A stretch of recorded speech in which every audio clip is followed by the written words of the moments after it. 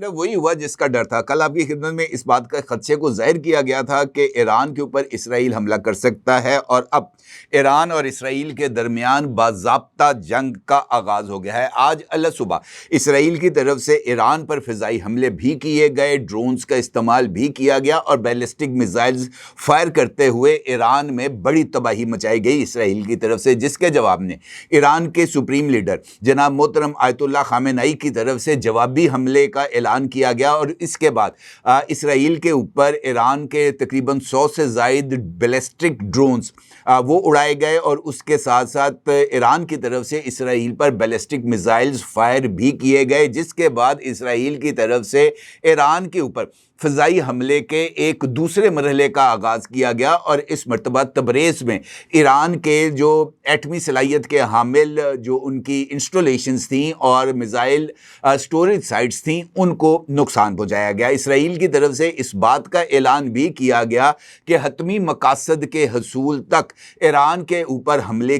کیے جاتے رہیں گے، اور انہوں نے اس بات کا اشارہ بھی دیا کہ ایران کے اوپر فوجی کارروائی ممکنہ طور پر اگلے 2 ہفتے تک جاری رہے گی۔ اس کا مطلب یہ ہے کہ یہ خطہ ایک ایسی لڑائی کی زد میں آنے جا رہا ہے جو کہ نہ صرف بہت زیادہ شدید ہوگی بلکہ اس کے اثرات بھی پوری دنیا پر محسوس کیے جائیں گے۔ کیسے؟ یقینی طور پر یہ ایک بہت ہی امپورٹنٹ سوال ہے، اور اس سوال کا اگر ہم جواب تلاش کرنا چاہیں تو ہمیں حالیہ دنوں میں ہونے والے تمام واقعات کو ایک سیکوینس کے اندر دیکھنا ہوگا، اور اس سیکوینس کا آغاز ہوتا ہے اس موقع پر جب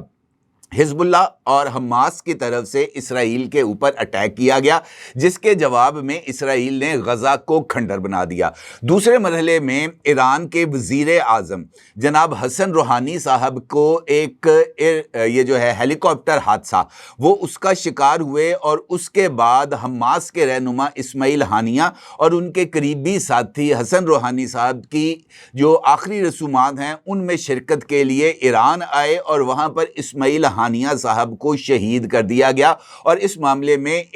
وہ جو ہے اسرائیل نے پن پوائنٹ جو ہے نا پریسیشن کے ساتھ اٹیک کیا ڈرون کے ذریعے، اور اسماعیل ہانیہ صاحب نہ صرف شہید ہو گئے بلکہ اس کے بعد جو سیکوینس آف دی ایونٹس ہیں وہ بھی بہت زیادہ اہمیت کے حامل ہیں۔ اگر آپ کو یاد ہو تو اسرائیل نے اسماعیل ہانیہ صاحب کو جب نشانہ بنایا تو اس کے بعد یہ بات سامنے آئی کہ ایران کے جو پاسداران انقلاب ہیں یا ایران کے سسٹم میں اسرائیل کے حمایت یافتہ یا اسرائیل کے جاسوس بڑے پیمانے پر وہاں پر موجود ہیں، کیونکہ اگر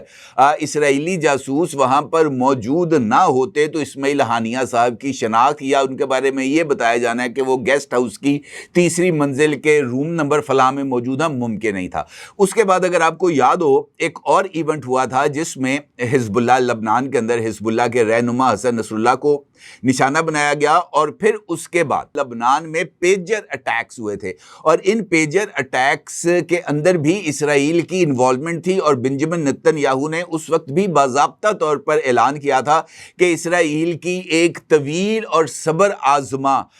جو